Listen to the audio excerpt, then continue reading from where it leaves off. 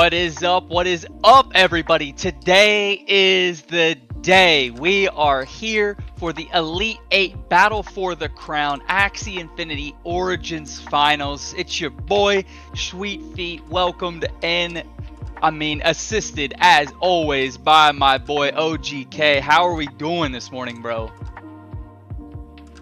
You already know we fantastic out here. We have 8 of the top competitors in Lunasia ready to rock and roll. All of these players have been on big stages before. They have a ton of credentials. They brought their A game today, and I can't wait to see who's gonna come out on top, dude. How you doing?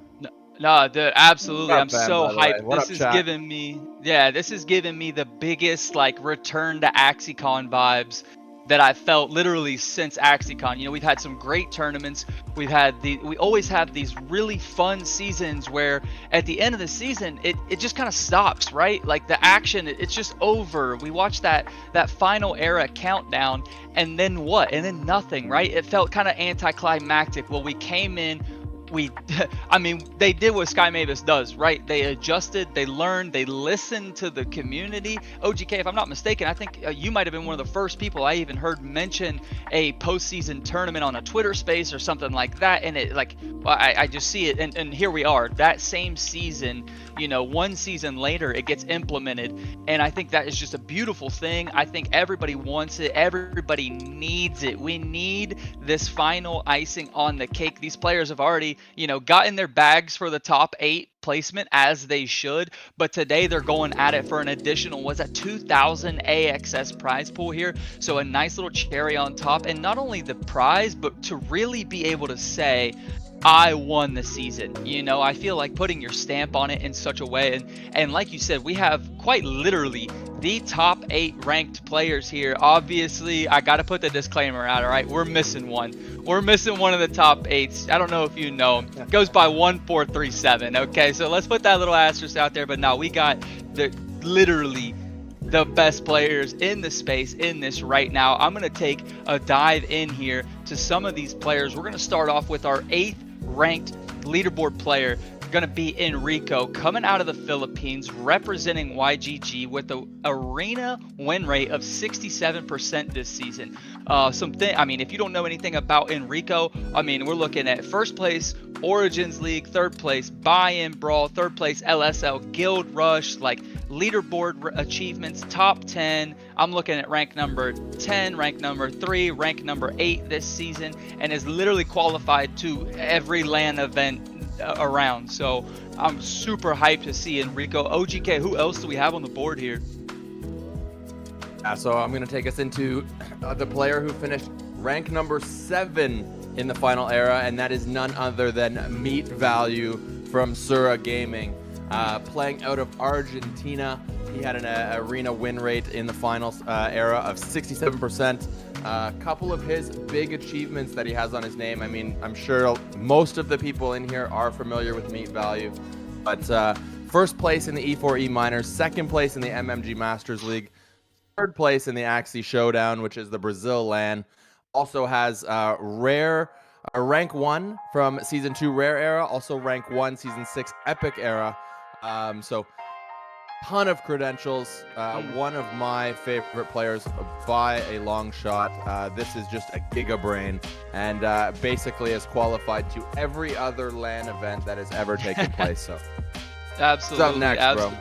Yeah, absolutely. Meat. If you're not a fan of Meat, you're crazy, bro. You're crazy. But one of my boys here gotta hold it down for us. Kusai on that 6th leaderboard rank, also representing YGG. We're seeing a lot of great representation out here today. Again, first runner-up in the pro playoffs, rank 5 in season 3, rank 6 in this season 6 final era. So no stranger to the game, no stranger to this tournament format, which is something to point out as well. We're not leaderboard grinding anymore, right? You got to learn, you got to get into these bands, these Axie pools, which we'll take a dive into later. I believe all players brought 7 Axies. We'll dive into that, but Kusai, definitely somebody I'm looking to see a run here for sure. Absolutely. Then we jump into number 5, also playing out of Argentina.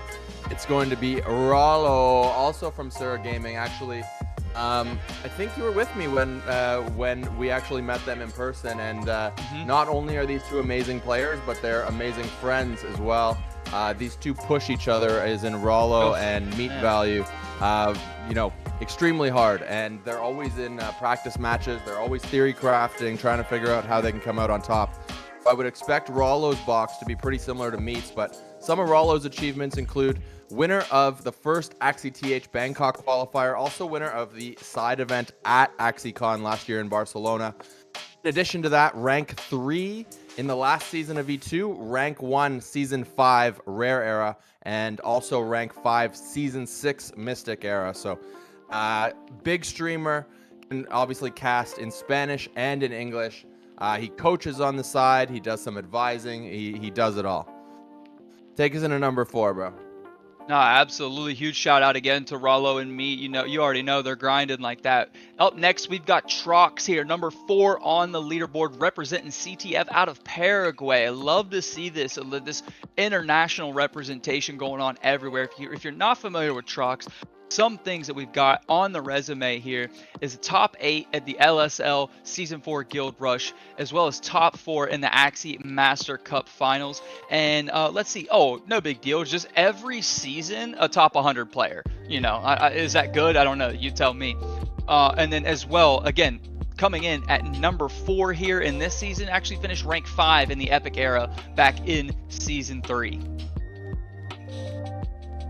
And no joke there with Trox. I remember casting LSL, and when he was coming through, and I think it was like the Rage Pro Max build, if anybody remembers that, with the Endless Anger and the Collect and Protect and Last Stand. I remember him putting in significant damage with that build. But to get to rank number 3, it's going to be NMZ, playing out of Vietnam. He had an arena win rate of 80% in the leaderboard. Some of his achievements include first place in the Axie Origins May Finals, hosted by E4E, second place at the Guild Battles Finals, second place in the Origins League Grand Finals, third place twice at the Validator Open, and a ton of first place finishes in E4E Dailies, Blood Moon Cup, Axie Origin CG, AAG Challenger. Like, the list goes on and on and on. So expect NMZ to have a big day today.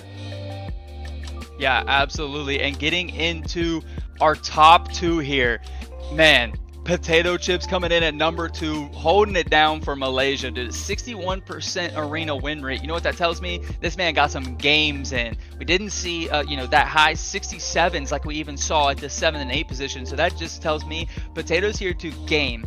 I mean, rank 2 in the rare era, rank 2 in the epic era, rank 2 in the final era, all this season. If that's not the definition of consistency, I really don't know what is. Pro breeder as well. It says here, bred his own meta team. So anything, the Poison Spikes team, the Anemone Epic team that he used, I believe, in the last tournament as well for E4E. We saw him take home that victory, and kind of, I mean, as soon as you see Potato Chips come out with these anemones, next thing I know, I refresh the leaderboard. They're so aplenty. I don't even want to be in the arena for the next 2 days. I'm getting waxed by these anemone builds that we've seen Potato Chips put out, man. But take us home, bro. Tell me about who's holding it down for us coming out of the US of A. And this man needs absolutely zero introduction. Recently decided to actually move across the sea so that he can be closer to the home of crypto. But the man is none other than Spam and Rice, ladies and gentlemen. He's playing out of YGG, coming in with a win rate in the leaderboard of 78%. And some of his career achievements include first place at the Axie Manila Open, second place at AxieCon, also second place at the MMG Masters League, rank 1 in Mystic era, also rank 1 in Season 6 Final era. So, dude, just so many accomplishments for this man. I should also mention he has a pretty nasty left-hand layup if you ever catch him on the ball court. And he's looking swole these days, so shout out to Spam. He's crushing it in all aspects of life.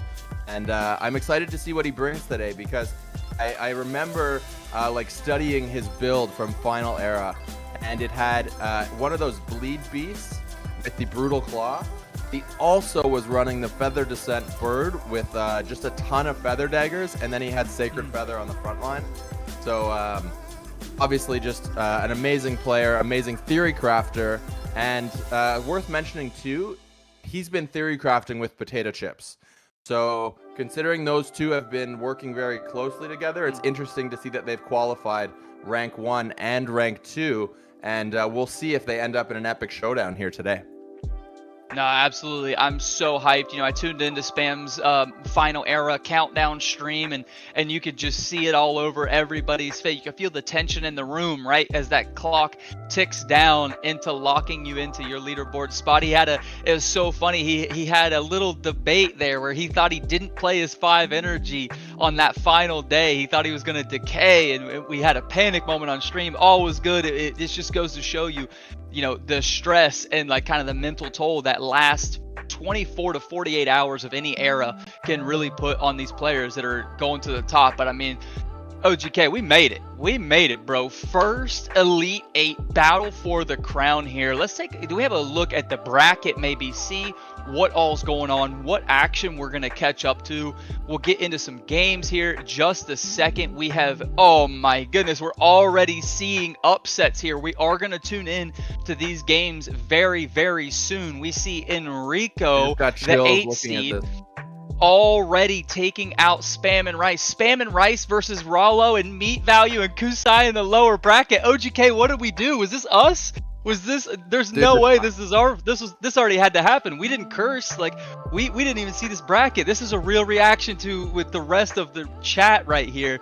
We haven't seen any of these games. This is where we're going to be picking up. Chat's right now saying Enrico Sandals too strong. Mama Enrico Sandals coming down heavy. But look, OGK, what is going on? First of all, I just gotta say, just looking at this bracket right now, like no joke, I literally have goosebumps because we are gonna see some of the best Axie Origins gameplay that literally has ever been played since Origins dropped, going back to AxieCon. So I cannot contain my excitement, but I do also want to comment really quickly on how Axie Infinity and their team look for solutions out of different situations. So for anyone that doesn't remember, going back to last season, there was a little bit of drama at the end of season 5 about, you know, maybe some like just the way the matches went down towards the end. Rope-a-dope towards the end, huh? Is that what you're saying, huh? Remember. And instead of actually focusing on what happened at the end of season 5, the Axie team kind of flipped the script and they were like, how can we make this better moving forward? And boom, now we have the top 8 tournament. We have the Elite 8, and it's all a result of the way season 5 ended. So shout out to the Axie team. I see Schweet also pulling up his backpack, a beautiful piece of Axie merch that came out of AxieCon. But since we're on the top of Axie merch, maybe we should just take a quick second to just shout out the fact that the merch store went live earlier this week. Coach Wheat has a ton of amazing items, which includes Code Axie t-shirt, hoodie, hat. Not to mention there is the Mystic toy or the Mystic figure, and you got the Puffy plushie. So if you guys haven't checked it out, merch.axieinfinity.com, I believe, if I'm not mistaken. Yeah. The exact link is on my Twitter, as well as some giveaways at Kyle Blom. If you guys want to check those out, there are Ron giveaways and summer Axie giveaways, so definitely check those out. But make sure you grab your merch because a lot of it, including the Code Axie merch, is limited time until Christmas. So there's our merch plug. But also want to quickly take a moment to shout out Esports for Everyone. Of course, thank you guys for putting this on. Also, shout out to Axie Infinity for making this possible. Dude, 7 Axies I can't wait, pool. bro. Yeah, bro. Already, I feel you. I felt that. Oof. I felt that so much, dude. I'm so excited. It's like I'm gonna be so gassed after today, and all I'm doing is screaming about it. You know what I mean? I'm not even mentally going through what these players are right now, so I can't imagine, but it does look like we're getting ready to go into game 1 here. Let's take a look at the Axie pools and the matchups that we're gonna see first. Tell me this is the Spam and Rollo. Let's freaking go. Are you kidding me? Series 1 that we get to tune into, Spam versus Brawlo. There's those anemones that are absolutely a problem if you can't get to them quick. Like, they are going to do so much damage. As you see the eyes, they've all got the Sleepless and the Zero, so you're going to be taking that extra damage. He's going to ramp to the moon, probably what, round 2 at the latest. But then you look over here for Spam, right? And we see this comp that absolutely whacks the leaderboard. And like you said, there's that Brutal Claw Beast with the pink cheek there. Go ahead, if you're sitting in chat right now, go ahead and see if you can find another one of those on the marketplace. I bet you can't, but if you can, holy moly. I mean, these Axie right now, these pools, like, there's nothing to say here, right? This is the meta. We're seeing the Elite 8 here. None of these comps are here by accident. We don't have any bans, I don't believe. Best of 3. Again, we're going to be doing a best of 3 series all the way until the finals. We've got 7 Axie in the pool here as well, so we're sending it, right? You've got a couple comps here you can kind of mess around with. Hopefully you've studied, these are top 8 players and they had about a week here, so I'm sure they looked and took a deep dive into what was being played recently. Shout out to the team here. Look at these amazing graphics. Look at these studs coming in. Not only are they bigger brain than you, they're better looking than you too. Let's go. Rank 1 versus rank 5. I mean, 78% win percentage. I don't think people quite understand how nutty that truly is, bro. Like, and at rank 1, like, that's a lot of W's, bro. Man, it's so let's impressive. Go. We're in it. Because, like, I know there's a ton of people that, I'm glad we don't have to wait any longer, but I know there's a ton of people that push leaderboard every single season, and I am one of them. And let me tell you, I try my absolute damnedest.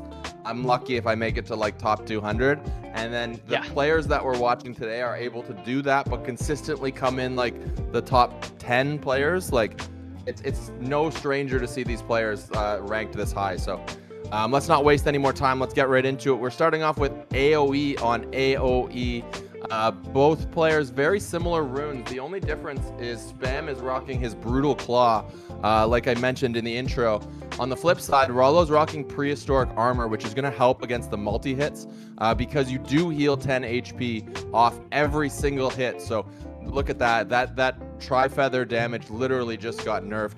I think it was actually, when you account for the heals, it was literally hit for like 7, 20. 8, 9 damage. 20. So literally nothing, but the feather stacks are what's important. So Spam had to go ahead and make the play there. And just before I flip it back to Sweet, I do want to just call out again, best of 3 all the way through until the finals.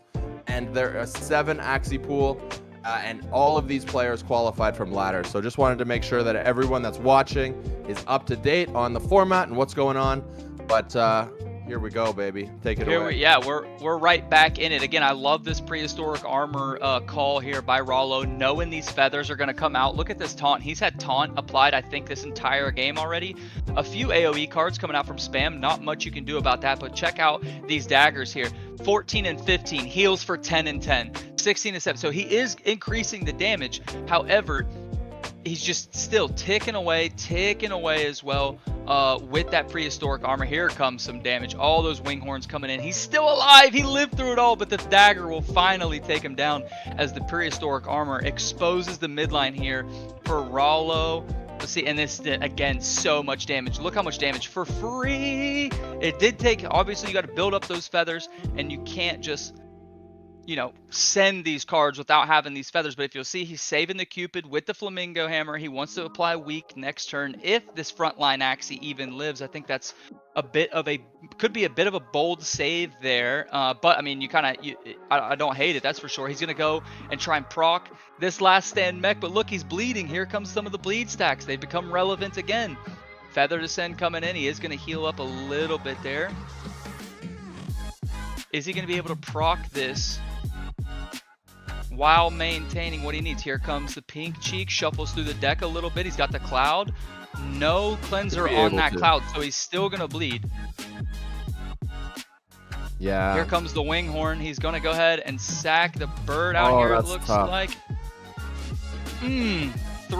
three daggers unable to be used. That's so much damage right there. I mean, that might quite literally be the game right there, but he hasn't proc last stand yet. So I believe this game 1 is looking heavily favored to Rallo here. He's going to get this whole extra turn to wipe off 2 Axies. So it's looking like, again, this last stand, we've seen it come through for a couple seasons now. This last stand mech, it's pretty much a race to who can proc that first. He's going to get the proc here on it, no problem. However, all red, he's got the Winghorn Topaz in hand. I already see the play happening, and this one, it looks like Rallo's going to have more than enough damage here. He doesn't get the weak out, but I don't think that's going to be enough to cover 100 and what is that, 50 damage there? Yeah, that's going to be GG's as game 1 actually goes to Rallo here with that 5 versus 1 seed upset. So Rallo taking game 1, GG's there.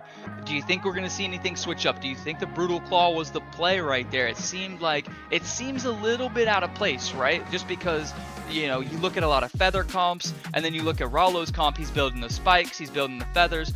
Not to sleep on that prehistoric armor spike damage, right? He had taunt almost that entire game. Actually, I think that entire time that prehistoric armor was alive, he had taunt on it, and it just kept adding stacks, adding these blood spikes, and then you finally kill it, right? Just to take 50 damage. So, I mean, kind of a hell of a comp there pulled out by Rallo in game 1. Yeah, absolutely. And I think the difference in that matchup, and to answer your question, yes, the prehistoric was obviously extremely clutch. But Rallo really metagamed for spam. And in my opinion, spam just played his leaderboard comp. So he played the exact same comp that he was playing in ladder, which seems like had pretty good matchups against everything, but wasn't specifically tailored to play against AoE like Rallo's build was. So well done by Rallo there like I said, he made the read on what spam was going to bring into this game.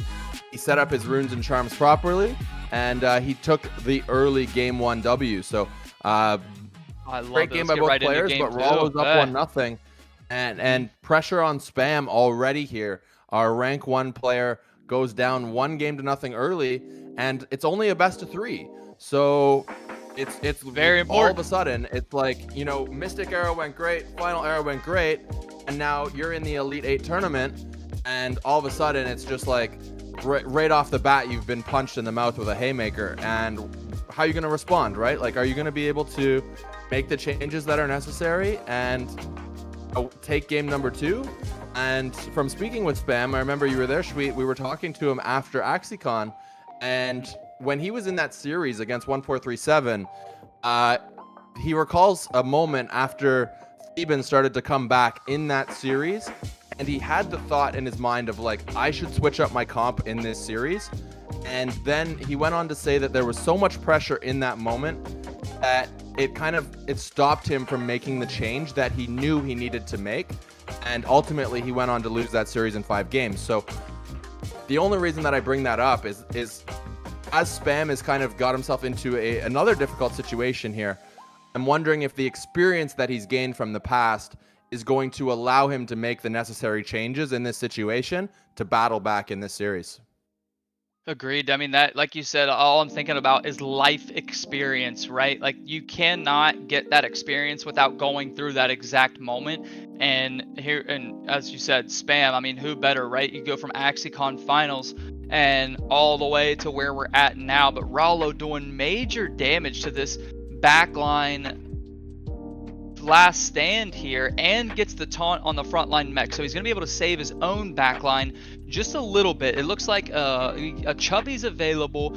I don't think he's going to get quite into Winghorn range on this turn with the available cards. We'll see. Here he goes, Alex the Pink Cheek. So he's shuffled out of a few things already. Has used a Lucas on Spam side, and here it comes.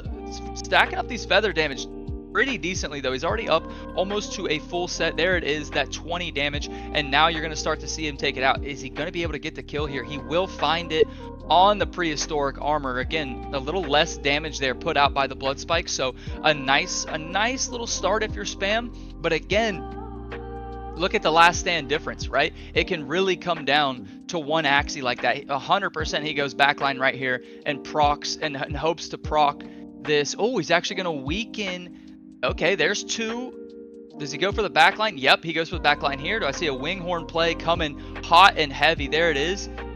Doesn't quite get the proc. Easy proc here, though. Easy proc here. And then look at this. He's going to send, yep, all of them. And he's still got the feathers for free. What a play by Rollo right here. He's going to get them all the way down to about 27 HP. Wow. Wow. What a turn there. Way too, if you're paying attention to these team comps, one thing you have to do, and there it is, Rollo, Spam knows what time it is, just like that.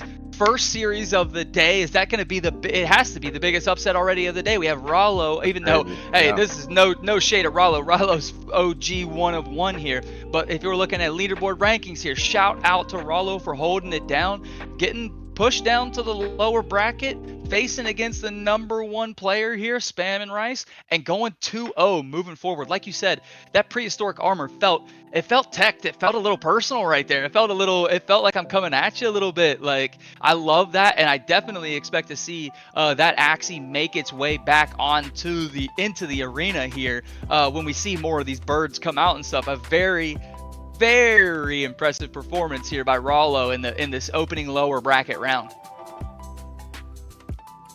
Yeah, and if you guys were keeping track, Rollo was basically able to put Spam's comp down by his 3rd turn. So he literally had 1 turn with 3 energy, and that was all he needed to put in the necessary damage. You guys saw after, I think it was his 1st or 2nd turn, that backline last stand Axie was down to about 149 HP.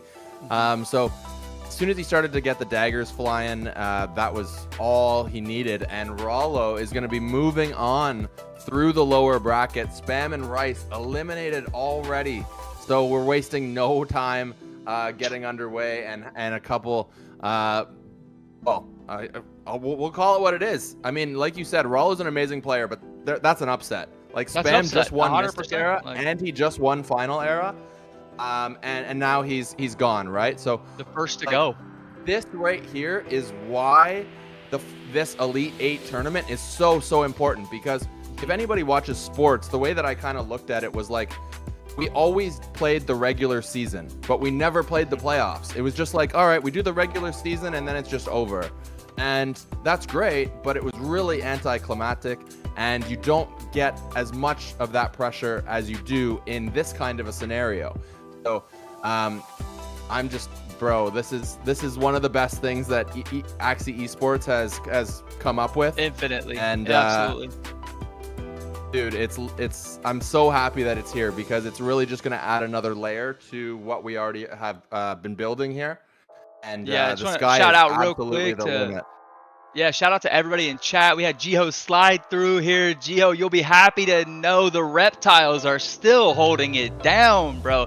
Rollo coming in with the pro reptile plays there, moving us forward. And you're exactly right.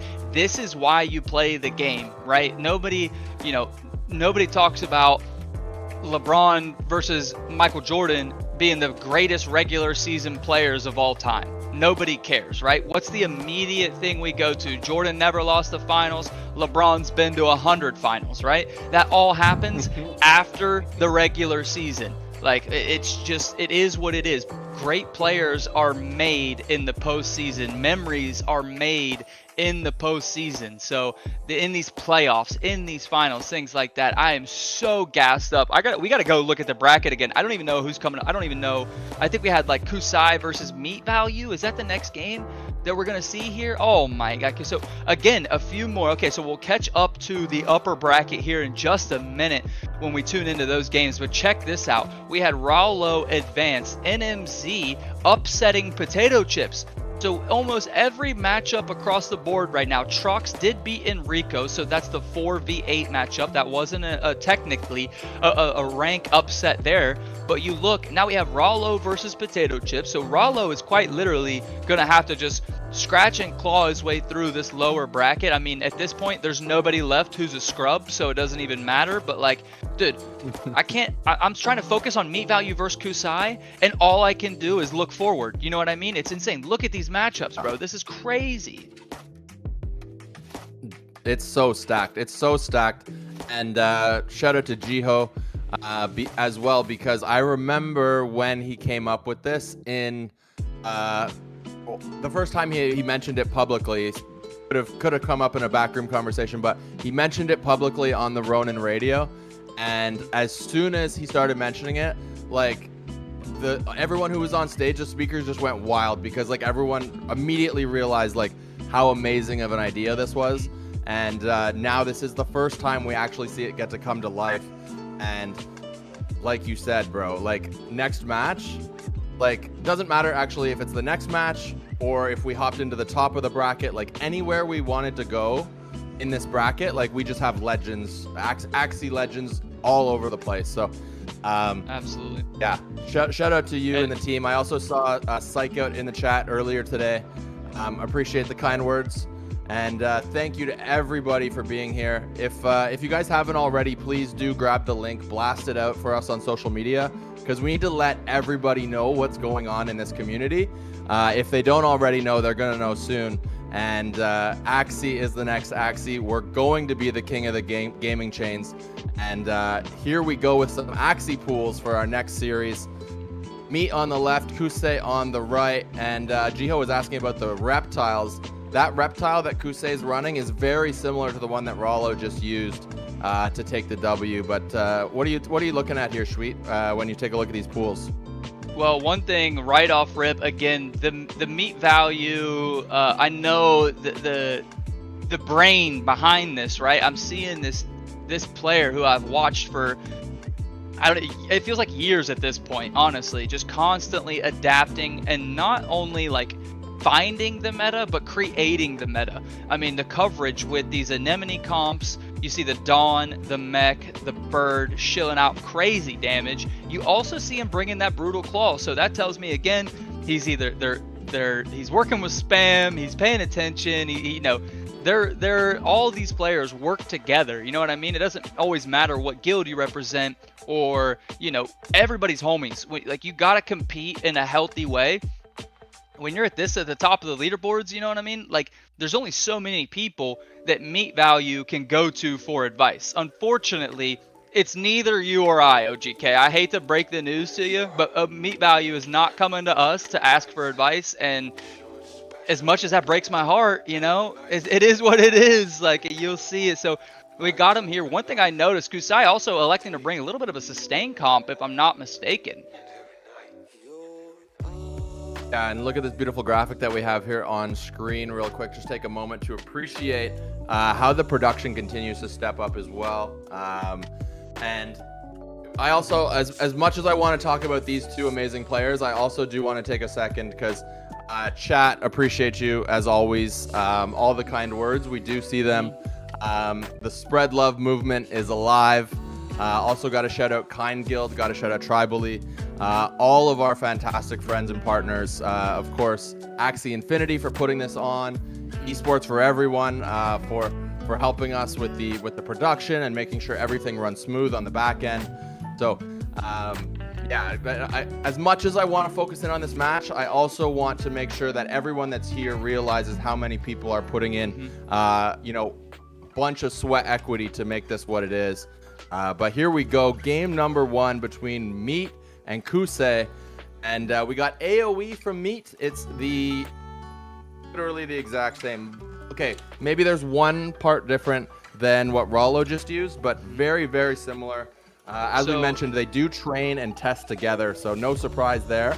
And then on Kusai's side, he's actually going to run a Collect and Protect with a Confident on the front line. So slightly different than Meat's version with the Prehistoric Armor.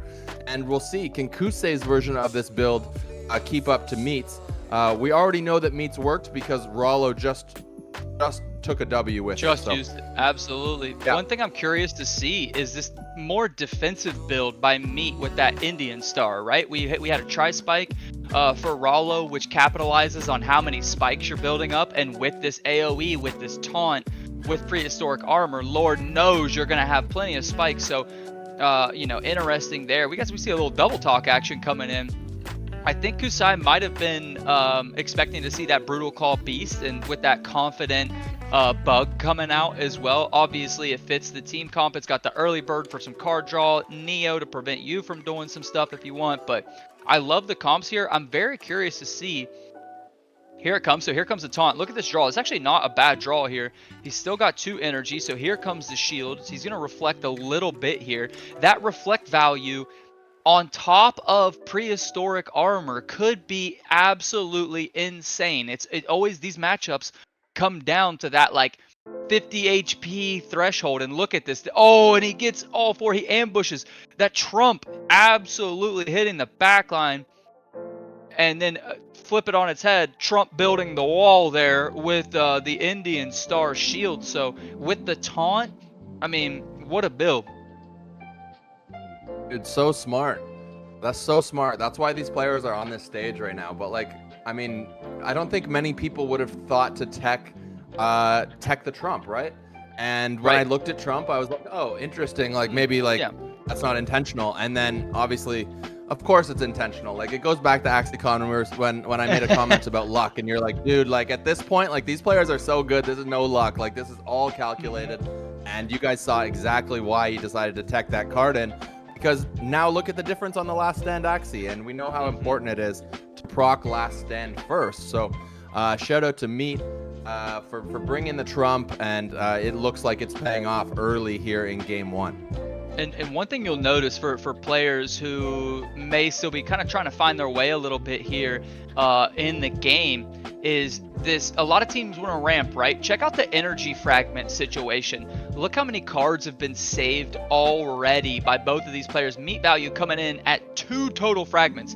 He said, who cares about 4 energy? I need my cards when I need them. Unfortunately, no Pagona draw yet, which I think he wanted before he gets to the bottom of the deck.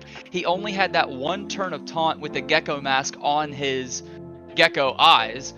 So he got the taunt there early, but then this is where the damage, this is where those last stands start getting sneaky. But if you'll notice, Kusai already procced in the back with 0 cards back there, I believe. He played the one. Oh, no, he does have the Winghorn. Sorry. Our cards are opposite in spectator mode for your right side viewer.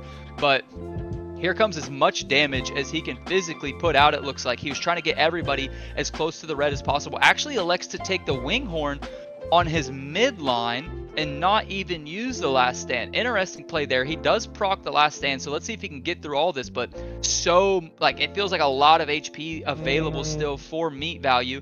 There's the Pagona. I don't quite know that he's going to be able to get the kill here. Comes in. This is not over for Kusai yet. But I think there's a pretty good chance that he's able to pull it off. Watch how much this Winghorn's going to do in addition to these Feather Daggers. Wow. These Feather Daggers already coming out hitting for 62 damage a pop. And then he's going to generate even more with the backline. Yeah, like, so there was about 500 HP on the field, and that doesn't even matter. Meat value smashes right through it. 1 Feather Dagger at a time, closes it out with the Winghorn. Still had multiple copies of Feather Dagger in his hand, so he probably could have dished out, just quick maths, you know, at least another 60 to 80 damage. He didn't have as many feather stacks on the last stand Axie, but still had extra damage in hand and was able to clutch that victory here. As we take a look at the graphic here for Meat specifically, and some of his achievements. Look at that gorgeous beard that he's got with those sexy glasses. Can't go wrong. Legend. No, absolutely. And like you said, like the ability, what you have to do with this comp, right, is yo-yo those Feather Daggers. So you want to get up to 10 feathers on your Feather Descend, or on your Feather Descend. That's going to generate you as 3 feathers, but typically it's as many as you can hold, right? Like sometimes I know you want to make sure you get all 3. So he uses some cards first, plays some cards, then generates feathers, then gets additional Feather Daggers, goes at the back line, absolutely. And then, oh, by the way, just in case you forgot, there's a Topaz on this last stand Axie that will absolutely smack you into the dirt. It definitely didn't need the damage, but if you saw, it hit for 181. So the last stand bonus plus the 10 card max, I mean, dude, for when you're facing an AoE comp like that and everybody's kind of tick down, and you just need this home run hitter, here comes Topaz, baby. Topaz still relevant. The build is switched up slightly, but man, when I saw that Topaz got teched in, the first thing I saw was a Topaz cloud. I don't know. I think the light bulb went off so hard it bust. You ever turn the lights on and you just see a light bulb not be able to handle it? That happened in my brain. I mean, and that's just like to tell you how many steps ahead these players are. You know what I mean? Hey, I'm a dirty net decking son of a gun. Okay, I'm on Axie IO every day. I'm refreshing it. I'm trying to learn too. Okay, I'm guilty. Charge it to the game, You and bro. 85% of the community, bro. At Let's least go. 85, if not more. Let's go. Not to mention, so also in the chat, I don't know if people realize, but Jiho was just at the in PH at the LAN, and he mentions that no one was playing the reptile version of this comp that Meat and Rollo have brought so far today. So literally, we're watching the meta for Origins evolving right in front of our eyes, and it's going to be interesting to see if anyone can take these guys down. But as I say that, they already did take an L today, right? Because don't forget, they lost their round one matches. They're in the lower bracket. The lower bracket in the first place. So there's players on the top of the bracket that have beat this comp. What did they beat it with? We haven't been able to see that yet. But I'm excited to find out as this continues to unfold. Here we go. Game number 2, Kusai and Meat Value. Looks like Meat Value went first. Action is on Kusai right now. Yeah, absolutely. I do want to give a quick shout out to all the players and all the gamers who showed up to that Axie PH, that YGG Web3 event. Incredible scene out there. I had FOMO to the utmost degree, and I do want to point out the fact that players like, I know for a fact, Spam and Enrico were there playing, so they've been getting games in. They've been busy as hell this entire week, maybe not entirely focused on the final event. I mean, as we've seen Enrico kind of move forward, I believe he will be in our next lower bracket. So these guys have been getting games in, but they've also been enjoying life, you know, in this postseason, in that postseason week. It was a beautiful thing there for them to get to enjoy that and have that. But again, you can just kind of see, you know, maybe some of these players teched a little more into this tournament. And it also, you brought up a great point. Again, another light bulb just went off in my head. We could see, you know, these top 8 players holding, right, and reserving these really meta comps. Let's say you make it top 8 and you're kind of locked in. You're in that 5th or 6th position and you haven't even had to show your best team comp yet. Imagine, bro. Now we're teching for this tournament. We're not even teching to release or reveal in the final era. Maybe if you need to go on a push, maybe if you need to do so. Look at that feather fan right there, just absolutely being gobbled up by that prehistoric armor, still with 128 HP. The Winghorn probably going to come out on this next turn to go ahead and find the kill, because it does have two turns of taunt left. But just like you said, OGK, that just has my brain turning for what are we going to see saved in the back pocket specific for this tournament, you know, moving forward, now that we kind of see. And I love this. It's the first iteration, right? So what does that mean? We're only going to see improvements on everybody's side. The production, Sky Mavis, the players, you and I casting, bro, we're only going to get better from things like this. But man, here it goes already. Kusai's last stand procced again already. Look how healthy this is for Meat Value. Meat Value's backline hasn't been touched yet because of this early Pagona draw I believe he had on top of the Gecko. So much like how last game got super close, it was only really close because he never got that Pagona draw. That's insane. Dude, it's really crazy to see this unfolding, and the way that the meta is moving so quickly at this moment just kind of goes to show that if you set the stage, you create the events, the players are gonna rise to the occasion. They do it time and time again. And it's funny that you mention players holding like something in their bag of tricks and saving it for this kind of event. I literally just I was thinking of NBA load management and players trying to just make it to the playoffs and not get hurt in the regular season, right? Now the game is shifting. It's not how high can I place on the leaderboard. It's like, how can I qualify for the final tournament? And then what can I pull out of my bag of tricks and drop on people in that final tournament to clutch up and grab that extra bag of AXS. So Me going 2-0 on Kusai. That's what one thing about these gamers is they know what time it is, bro. If they don't have the cards, if you don't have the draw, I mean, I'm watching the stream delay a little bit here. You're looking at over 440 HP, and you haven't even procced the last stand yet. I mean, that is all but over. Kusai knows what time it is. He said, you know what? I'm just going to take this gracefully. We got to move forward here. Huge shout out to both players. Meat Value going to be the one moving forward, I believe, to take on Enrico. Let's take a quick look at that bracket again. My brain, I'm seeing, like, I can't keep up, bro. I really can't. Like, this is, I'm still gassed up. Like, I still have initial bracket reaction juices flowing right now. So we see Rollo versus Potato. We're going to see on Enrico, and we've got Trox and NMZ still waiting up there in the upper bracket. So let's just take a look at that real quick. We have NMZ beat Kusai, right? Beat Potato Chips on his way to face Trox. Enrico taking out Spam, but then falling to Trox. Trox taking out Rollo as well. So, I mean, it's quite literally all we have left is gas. It's insane. Like, we've had gas this entire time. Like, I don't even care. You could send me into any one of these matchups right now and tell me that's the finals, and I would believe it. Like, I would look at this list, and any of these 8 players you could show me at any time and be like, yo, this is the grand finals. And yeah, I would go for that. I would buy that. I do want to shout out chat again real quick. I'm seeing some gas in the chat right now. Trevor, I could not agree more. Curse Coliseum is one of the best things Axie has ever done. I don't want to shift from Origins to Classic like that, but I can't ignore it, bro. You're absolutely right. I love it. Yeah, a couple comments in the chat there. Stream just lagging a little bit there, so just giving it a second to catch back up. Hopefully everything comes